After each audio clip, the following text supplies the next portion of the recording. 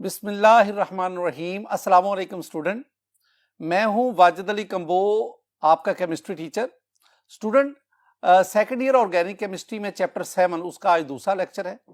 इस लेक्चर में हम ऑर्गेनिक कंपाउंड की कुछ इंपॉर्टेंट फीचर्स उनको स्टडी करेंगे। तो ये आगाज करते हैं some important features of organic compounds. My dear student, organic compound की वैसे तो बहुत सारी फीचर्स हैं, लेकिन हमारे सिलेबस में कुछ इंपॉर्टेंट फीचर जिनकी तादाद 7 है उनका जिक्र है। तो आइए हम वन बाय वन उन फीचर्स को डिस्कस करते हैं जो ऑर्गेनिक कंपाउंड की इनऑर्गेनिक कंपाउंड से डिफरेंट है। पहले जो फीचर हम डिस्कस करेंगे, पहले जो कैरेक्टरिस्टिक हम डिस्कस करेंगे वो है peculiar nature of carbon.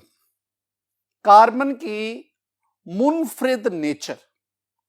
Peculiar mean दूसरों से मुमताज, दूसरों से मुख्तलिफ, जिसे हम मुनफरिद कहते हैं।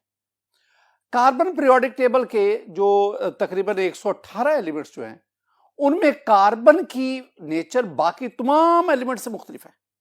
स्टूडेंट, आप ये तो जानते हैं ना कि carbon forms a large number of organic compounds, और अब तक millions of million organic compound के बारे में साइंटिस्ट जान चुके हैं। आप ये भी जानते हैं स्टूडेंट कि carbon belongs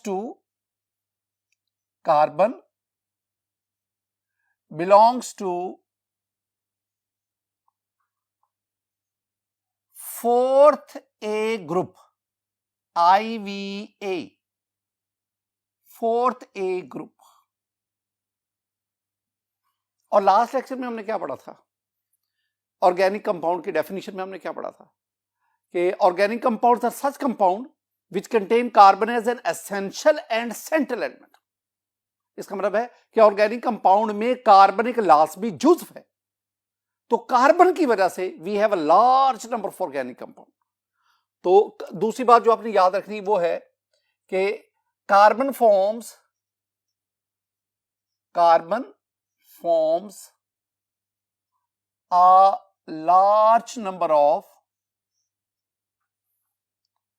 a large number of organic compound. Student, जब भी मैं ओ से लिखूंगा ना तो it stands for organic compound, तो ये शॉर्ट फॉर्म में मैं ओ से लिखा करूंगा। तो कार्बन जो है ये बहुत बड़ी तादाद में ऑर्गेनिक कंपाउंड बनाता है। व्हाई? ऐसा क्यों है? ये बाज दफा आपसे ना स्टूडेंट, ये बाज दफा आपसे शॉर्ट आंसर क्वेश्चन भी पूछा जाता है कि a large number of organic carbon forms a large number of organic compound, why? तो आंसर वो एक सिंगल टर्म है, and that is catenation. Carbon forms a large number of organic compound due to its catenation property. Catenation property की बदौलत carbon बहुत बड़ी तादाद में ऑर्गेनिक कंपाउंड बनाता है। अब व्हाट इज कैटिनेशन? देखें, कैटिनेशन क्या है? Self linking property of an element is called catenation. अल्फाज पे गौर करो, लिखा हुआ है कि self linking property of an element, किसी एलिमेंट के एटम्स की आपस में बॉन्ड बनाने की प्रॉपर्टी कैटिनेशन कहलाती है। मसलन आपके पास एक एलिमेंट है ए। ये एलिमेंट ए जो है, इसके ये डिफरेंट एटम्स है ए, ये आपस में बॉन्ड बनाते जा रहे हैं। तो एलिमेंट ए के एटम्स का आपस में बॉन्ड बनाना, this one is called catenation. अब पीरियोडिक टेबल में जो फोर्थ ग्रुप है, the fourth group consist of carbon, silicon, germanium, tin, lead. This group, fourth group, carbon family. अब इसमें आप देखेंगे पीरियोडिक टेबल में maximum catenation property fourth group show करता है, और अमंग फोर्थ ग्रुप कार्बन जो है ये एक ऐसा एलिमेंट है जिसमें कैटिनेशन प्रॉपर्टी पीरियोडिक टेबल में सबसे ज्यादा पाई जाती है। ये कैटिनेशन प्रॉपर्टी डिपेंड किस पे करती है? Catenation property it depends upon the bond energy. दो एटम्स के दरमियान जो बॉन्ड है उसकी बॉन्ड एनर्जी पे जितनी बॉन्ड एनर्जी ज्यादा होगी उतने ज्यादा एटम्स आपस में, एक जैसे एटम्स ज्यादा आपस में लिंक होते जाएंगे। तो हम क्या कहेंगे? हम कहेंगे कि कार्बन जो एक बहुत बड़ी तादाद में ऑर्गेनिक कंपाउंड बनाता है, ये कैटिनेशन की वजह से बनाता है। और एक और बात भी अपने ज़हन से आप ज़हन में ये निकाल दें, गलत बात ज़हन में नहीं रखनी, और वो क्या है, ये मत समझना कि कैटिनेशन सिर्फ कार्बन तक महदूद है। पीरियोडिक टेबल में और भी कई एलिमेंट हैं जो कैटिनेशन शो करते हैं। सिलिकॉन है, ऑक्सीजन है, और बहुत सारे एटम है जो आपस में लिंक होते जाते हैं और वो कैटिनेशन शो करते हैं। लेकिन पीरियोडिक टेबल में कौन सा ऐसा एलिमेंट है जिसमें मैक्सिमम कैटिनेशन पाई जाती है, और वो क्या है, कार्बन। मैं आपको कार्बन की कैटिनेशन प्रॉपर्टी की कुछ बातें बताता हूं। पहली बात कि कार्बन जो है, इसमें आप देखेंगे कार्बन कार्बन के साथ ये लॉन्ग चेन बनाता है, ये कार्बन कार्बन के साथ। दूसरी बात, कार्बन कार्बन के साथ स्ट्रेट के साथ साथ ब्रांचिंग भी शो करता है, ये ब्रांच शो कर रहा है। अब इसमें देख लें, अगर 2 कार्बन एटम मिलेंगे एक कंपाउंड बन गया, 3 मिलेंगे एक और कंपाउंड बन गया, 4 मिलेंगे एक और कंपाउंड मिल गया। इस तरह कार्बन एटम आपस में लिंक होते जाते, कैटिनेशन शो करते, मुख्तलिफ कंपाउंड्स बनते जाते। और अगर उसमें ब्रांचिंग आती जाए, उससे कंपाउंड्स की एक नई वैरायटी शुरू हो जाती है। सिमिलरली स्टूडेंट, कार्बन जो है ये रिंग फॉर्म में भी आपस में लिंक होते हैं। 3 कार्बन, 4 कार्बन आपस में लिंक हो गए, 5 कार्बन, 6 कार्बन लिंक होते हैं। ये 6 कार्बन देखिए, ये आपस में लिंक हो रहे हैं। 7 कार्बन लिंक हो सकते हैं। इस तरह कार्बन कार्बन के साथ जहां स्ट्रेट चेन, जहां ब्रांचिंग, वहां पे कार्बन कार्बन के साथ रिंग फॉर्म में भी एग्जिस्ट करते हैं। ये हमारे पास एक नई वैरायटी कंपाउंड की बनती जाती है। और एक और भी बड़ी इंपॉर्टेंट चीज वो ये क्या, वो है कि कार्बन कार्बन के साथ सिंगल बॉन्ड भी बनाता है, कार्बन कार्बन के साथ डबल बॉन्ड भी बनाता है, कार्बन कार्बन के साथ ट्रिपल बॉन्ड भी बनाता है। जब हम चैप्टर 8 पढ़ेंगे उसमें हम एलिफेटिक हाइड्रोकार्बन को पढ़ेंगे, तो हम कहेंगे ऐसे ऐसे हाइड्रोकार्बन, एलिफेटिक हाइड्रोकार्बन जिसमें कार्बन कार्बन सिंगल बॉन्ड, हम उन्हें अल्केन कहेंगे। जहां कार्बन कार्बन डबल बॉन्ड आएगा हम उन्हें अल्कीन कहेंगे। जहां कार्बन कार्बन ट्रिपल बॉन्ड हम उन्हें अल्काइन कहेंगे। इसका मतलब है कि 2 कार्बन एटम्स के दरमियान नंबर ऑफ बॉन्ड्स चेंज होने से हमारे पास वैरायटी ऑफ ऑर्गेनिक कंपाउंड हासिल हो जाता है। ये जो मैंने आपके सामने लिखा, इन 4, ये जो 4 मैंने डिफरेंट किस्म के कंपाउंड्स आपके साथ, डिफरेंट किस्म की जो कनेक्टिविटी ऑफ कार्बन एटम आपके साथ शेयर की, स्टूडेंट आप इसमें देख सकते हैं, इसमें आप देख सकते हैं कि कार्बन कार्बन के साथ बॉन्ड बना रहा है, कैटिनेशन शो कर रहा है। और ये जो हमारे पास millions of million organic compound हैं, वो इसी कैटिनेशन प्रॉपर्टी ऑफ कार्बन की बदौलत है। कैटिनेशन से हटके एक और भी बात देख लो my dear student, carbon carbon carbon ना सिर्फ कार्बन के साथ, ऑर्गेनिक कंपाउंड में कार्बन ना सिर्फ कार्बन के साथ, बल्कि कार्बन हाइड्रोजन के साथ, ऑक्सीजन के साथ, नाइट्रोजन के साथ, सल्फर के साथ, फास्फोरस के साथ, हेलोजन्स के साथ, इन तमाम एटम्स के साथ भी कार्बन बॉन्ड बनाता है इनऑर्गेनिक कंपाउंड। और इस तरह हमारे पास वैरायटी ऑफ ऑर्गेनिक कंपाउंड हासिल हो जाता है। ये जो मैंने आपके साथ ये डिस्कस किया, ये अक्सर एग्जाम में स्टूडेंट पूछा जाता है। मतलब आपसे पूछा जाएगा डिफाइन कैटिनेशन, तो आपने जहां कैटिनेशन की बाद स्टूडेंट भला क्या गलती करते, मैं दोबारा इस बात का जिक्र करता चलूं, बाद स्टूडेंट कहते हैं कि catenation is only concern with carbon. No, catenation carbon के साथ साथ और भी एलिमेंट शो करते हैं, लेकिन पीरियोडिक टेबल में सबसे ज्यादा कैटिनेशन वो कार्बन शो करता है। और अ large number of organic compound, इसकी वजह भी कैटिनेशन के साथ साथ कार्बन का डिफरेंट एलिमेंट्स के साथ बॉन्डिंग भी है। स्टूडेंट, ये हमारे नाम जो हम important feature of organic compound पढ़ रहे थे, उसमें ये पहली फीचर थी, पेक्यूलर नेचर ऑफ कार्बन। आइए हम दूसरी फीचर की तरफ आते हैं, non ionic character of organic compound. जहां भी मैं ओसी लिख रहा हूं, मैं बार बार आपसे कह रहा हूं, जहां भी ओसी होगा it means organic compounds. O stand for organic and C stand for compounds, organic compounds. Non ionic character of organic compound. दोबारा कुछ बातों का जिक्र करते हैं student. Carbon carbon belongs to fourth group. Carbon has 4 electrons in its valence shell. Carbon is a non-metal. Carbon एक non metal है. Carbon की जो इलेक्ट्रोनेगेटिविटी ऑफ कार्बन इज 2.5. ये नॉन मेटल है. इसका मतलब है कार्बन के वैलेंस शेल में 4 इलेक्ट्रॉन है. According to Lewis concept of bonding, carbon जो है वो या किसी को 4 इलेक्ट्रॉन देगा या किसी से 4 लेगा, या अपने इन 4 इलेक्ट्रॉन के साथ दूसरे 4 एटम के साथ शेयरिंग करेगा. तो सबसे ज्यादा जो फिजिबिलिटी है वो क्या है, वो ये है कि कार्बन अपने 4 वैलेंस इलेक्ट्रॉन के साथ शेयरिंग करेगा. और जब शेयरिंग होती है, जब शेयर्ड पेयर्ड इलेक्ट्रॉन इन्वॉल्व होते हैं तो कोवलेंट बॉन्ड बनता है.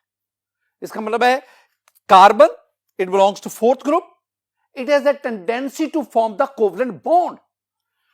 It has tendency to form covalent bond. Carbon covalent bond बनाता है, और ऐसे कंपाउंड जिनमें कोवलेंट बॉन्ड पाया जाए they are called the covalent compounds. तो इसका मतलब वो organic compounds are covalent compounds. आप इस बात को एक और तनासुर में भी देखें स्टूडेंट. हमने कहा कि कार्बन जो है, कार्बन के साथ बॉन्ड बना रहा है, कार्बन हाइड्रोजन के साथ बॉन्ड बनाता है, कार्बन ऑक्सीजन के साथ बॉन्ड बनाता है, कार्बन नाइट्रोजन के साथ बॉन्ड बना रहा है. इस तरह कार्बन फास्फोरस के साथ, सल्फर के साथ, हेलोजन के साथ. ये जो मैंने आपके साथ सामने एटम लिखे, हाइड्रोजन है, ऑक्सीजन है, नाइट्रोजन है, फास्फोरस है, सल्फर है, हेलोजन है, all these are non metals. ये नॉन मेटल्स है. और हम जानते हैं कि जब कोई नॉन मेटल किसी नॉन मेटल के साथ बॉन्ड बनाए, नॉन मेटल, तो नॉन मेटल बॉन्ड हमेशा क्या होता है, कोवेलेंट बॉन्ड. इसका मतलब है कि कार्बन के साथ या कार्बन का डिफरेंट नॉन मेटल के साथ जो बॉन्ड बनता है वो कोवलेंट बॉन्ड होता है. और सिंपल क्या हुआ, इसका मतलब ये हुआ कि all organic compounds are covalent in nature. We can say that OC organic compounds are covalent in nature. So they do not exhibit, they do not show ionic reaction. Do not show ionic reactions. Ionic reaction तो ionic compound ही show करेंगे. Student, we have the third property, we have the third feature, that is similarity in behavior. Similarity in behavior. There exists a close relationship between organic compound. ये sentence रहा. There exists a close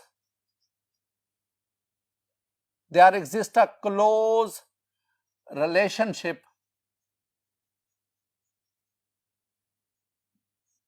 between OC.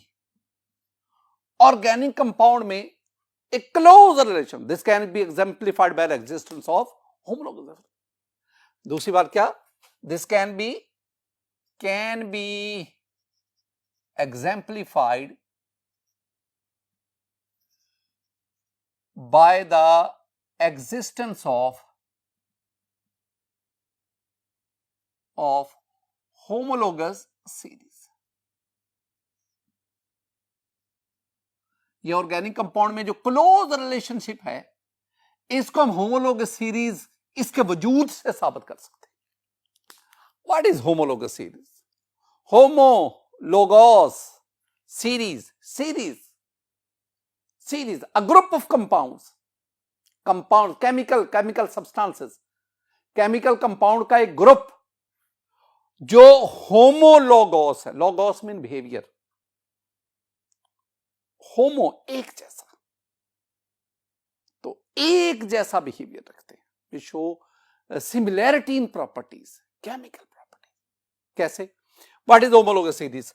Homologous series is a group of compounds which are structurally alike, इनका structure एक जैसा है, and have similar chemical properties। मैं कुछ homologous series का आपके साथ डिस्कशन करता हूं। माय डियर स्टूडेंट, मेरे पास ये एक होमोलोगस सीरीज है। अगर आप इसमें देखेंगे, we have CH4, C2H6, C3H8, C4H10, C5H12, C6H14, C7H16 and so on. अगर आप इन सब में देखेंगे, इन सब में दो कंसेक्टिव मेंबर्स के दरमियान जो CH2 का मोलेकुलर फार्मूला देखेंगे, CH2 का डिफरेंस है। जैसे आप देखें CH4 और C2H6, दोनों में डिफरेंस क्या आया? CH2 का डिफरेंस है। और अगर आप इनके मोलेकुलर मास का डिफरेंस देखें तो इनके मोलेकुलर मास का डिफरेंस जो है वो 14 का है। CH4 is the methane and its molecular mass is 16, while C2H6 is the ethane and its molecular mass is, yes, its molecular mass is 30। इस तरह अगर आप C3H8 देखेंगे, दिस इज प्रोपेन, आगे जाके हम नॉमेनक्लेचर पढ़ेंगे। इसका अगर आप मोलेकुलर मास देखेंगे वो 44 है। इसका मतलब है ये मेरे पास एक होमोलोगस सीरीज है। Methane, ethane, propane, butane, pentane, hexane, these are alkanes. तो these chemical compounds, this one is a series of chemical compounds which are structurally alike. The molecular formula difference between any two consecutive member is CH2, while the difference is their molecular mass is 14. These chemical compounds constitute a series, constitute a homologous series, and this homologous series is called alkane. Similarly, we have alkene, we have alkyne, we have alcohol. We have the alcohol CH3OH, methanol, C2H5OH, ethanol, C3H7OH, propanol, we have butanol, we have pentanol. अगर आप इनमें देखें, these are alcohol, this homologous series is alcohol. अगर आप इनमें दो consecutive member के molecular formula में डिफरेंस देखेंगे तो that is CH2।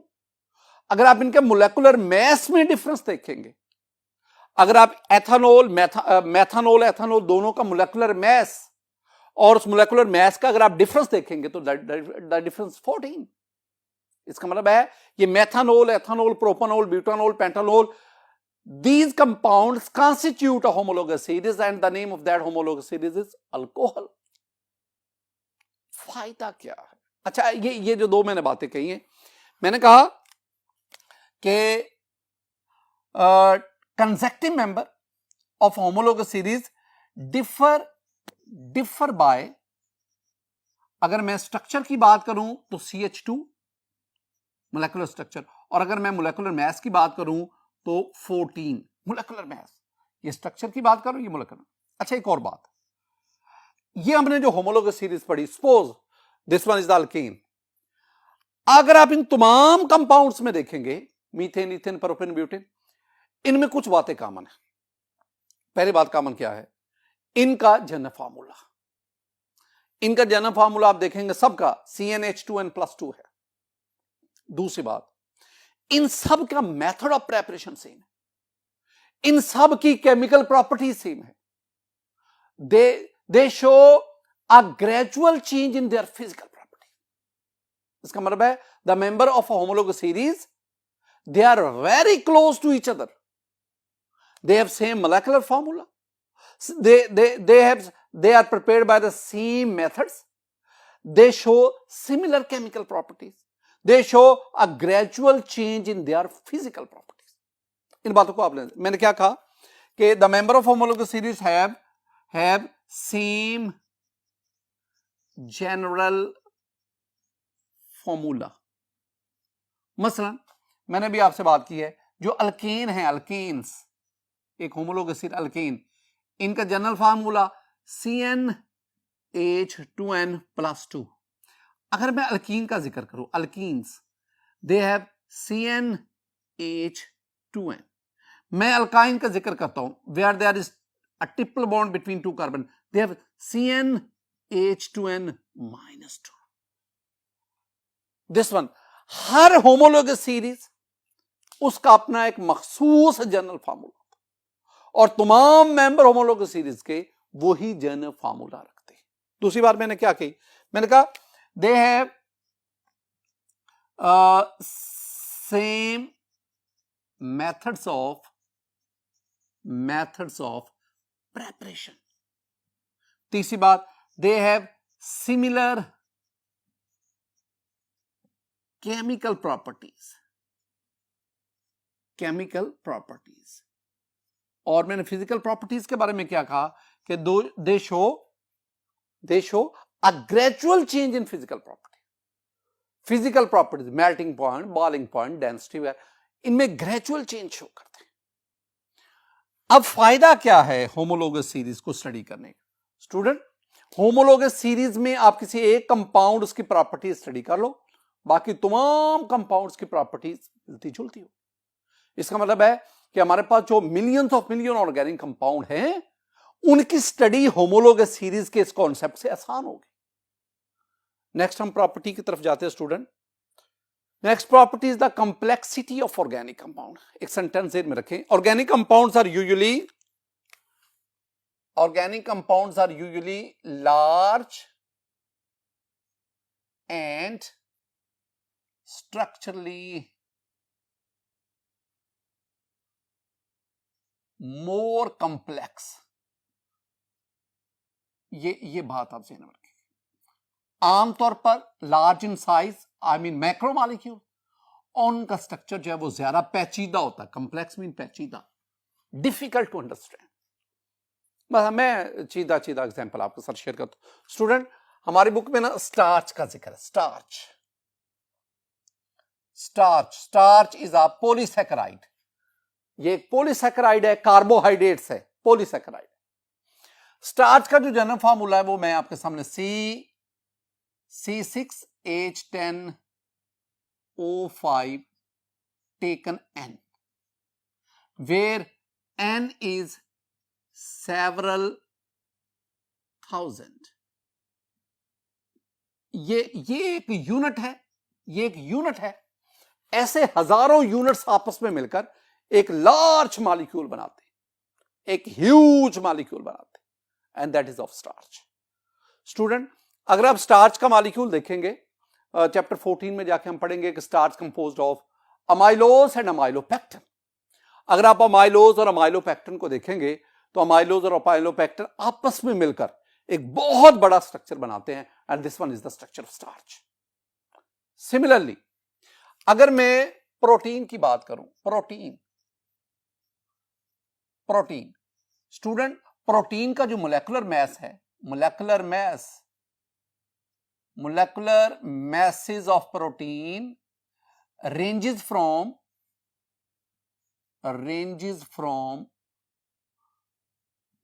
thousands to million। Chapter 14 में हम ना प्रोटीन के स्ट्रक्चर पढ़ेंगे। हम पढ़ेंगे primary protein, very simple structure, secondary protein, tertiary protein, quaternary protein.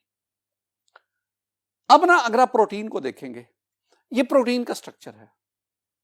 अगर आप इसको 3D फॉर्म में देखेंगे तो ये 3D फॉर्म में प्रोटीन का structure. Student, this structure is very complex.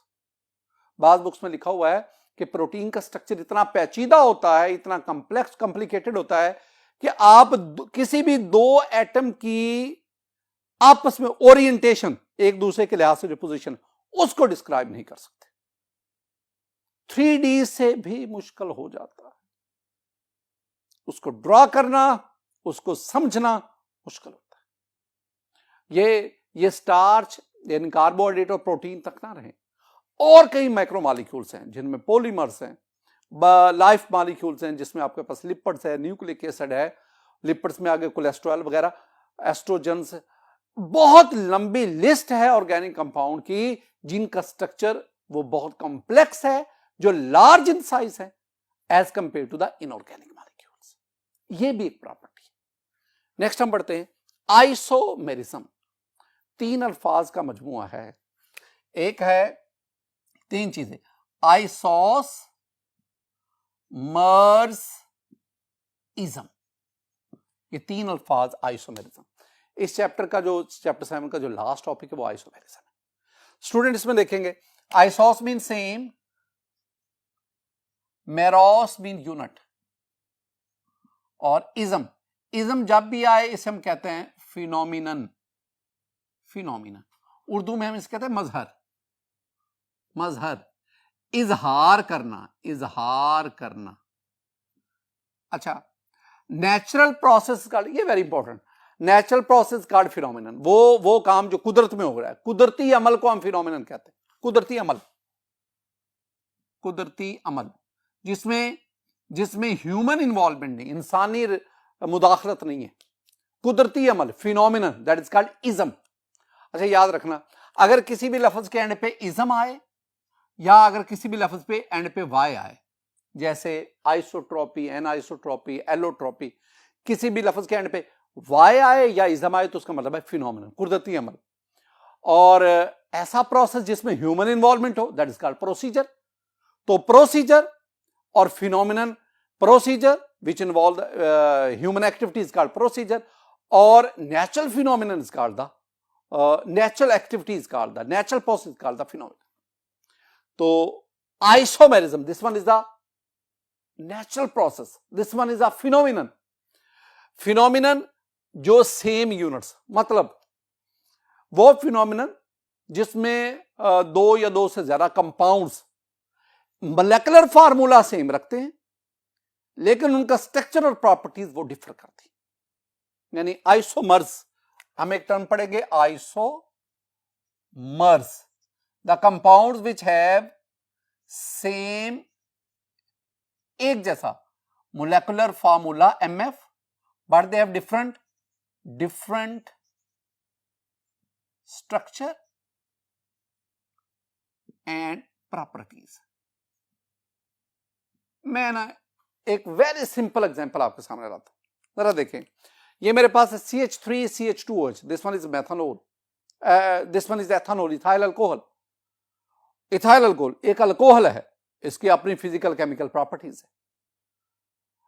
ये मेरे पास जो है this one is CH3OCH3, this one is, 2 नाम है इसके, मिथॉक्सी मीथेन भी कहते हैं, डाइमिथाइल ईथर भी कहते हैं, ये ईथर है, अल्कोहल ईथर।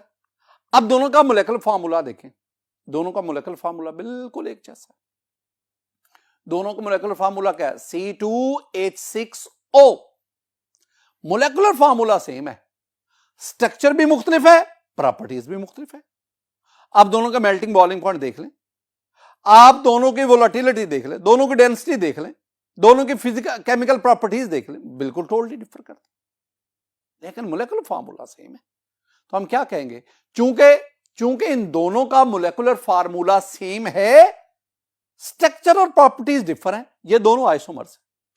सिमिलरली हम ना एक वो फार्मूला पढ़ते हैं C6H12O6, ये किसका मोलेकुलर फार्मूला है? ये ग्लूकोज का है, ये फ्रुक्टोज का है। This one is the molecule of glucose, this one is the molecule of fructose. अब दोनों को आप देखेंगे, दोनों में मोलेकुलर फार्मूला सेम है, स्ट्रक्चर डिफर कर रहा है। चैप्टर 12 में जाके हम 2 टर्म्स पढ़ेंगे, कीटोन और एल्डिहाइड। ये जो हमारे पास ग्लूकोज है ये एल्डिहाइडिक ग्रुप रखता है, और ये जो फ्रुक्टोज है ये कीटोन ग्रुप रखता है, कीटो ग्रुप रखता है। उसका मतलब both have same molecular formula but they have different structure, they have different properties. So glucose and fructose are isomers.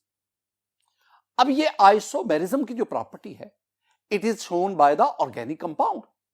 Inorganic compound ये शो नहीं करते। हमने ना फर्स्ट ईयर चैप्टर 6 का बिल्कुल आखिरी जो टॉपिक, उसमें हमने एक बात पढ़ी थी। हमने कहा था कि ऐसे कंपाउंड जिनमें मौजूद बॉन्ड रिजिड और डायरेक्शनल हो, वो आइसोमेरिज्म शो करते हैं। और फिर हमने कहा, क्या कहा था कि covalent compounds organic compounds are covalent in nature, they have covalent bond and covalent bond is rigid and directional. So covalent organic compound और covalent compound they show the isomerism. इस बात को भी ध्यान में रखना है। Student, rate of organic reaction, organic reaction क्या इनका रेट फास्ट होता है या स्लो होता है? हम आमतौर पर कहते हैं कि इनऑर्गेनिक कंपाउंड की निस्बत, इनऑर्गेनिक कंपाउंड की निस्बत जो ऑर्गेनिक कंपाउंड है दे शो स्लो और moderate rate of reaction as compare to inorganic compound. अच्छा, ये रेट ऑफ रिएक्शन क्या है? Rate of reaction mean reaction की स्पीड से हो रहा है। होता क्या है रिएक्शन में? क्या होता है रिएक्शन में? रिएक्टेंट में बॉन्ड ब्रेकेज होती है, प्रोडक्ट में बॉन्ड फॉर्मेशन होती है।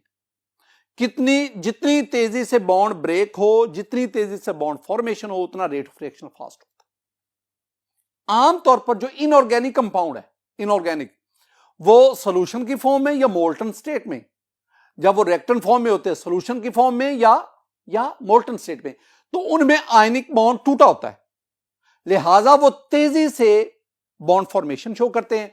और यूं आयनिक कंपाउंड वो सोल्यूशन की फॉर्म में या मोल्टन फॉर्म में दे show fast rate of reaction. इसके बरक्स जो ऑर्गेनिक कंपाउंड है, इनमें साफ ज़ाहिर रिएक्टेंट में पहले कोवलेंट बॉन्ड ने टूटना है और प्रोडक्ट में फिर कोवलेंट बॉन्ड ने बनना है, टाइम लगता है। यही वजह है कि इनके जो रिएक्शंस हैं वो आमतौर पर इनऑर्गेनिक कंपाउंड की निस्बत स्लो होते हैं। We have another property that is solubility. Student, we have a general principle of solubility, general universal principle of solubility, that is like dissolves like. ये एक जनरल प्रिंसिपल है। आई मीन पोलर पोलर को dissolve करता है, non polar non polar को dissolve करता है। Organic compounds are generally मैं कोई खास जनरली कह रहा हूं, इसमें एक्सेप्शंस हैं, बहुत सारे एक्सेप्शंस हैं। Organic compounds are generally non polar in nature. O C are generally non polar.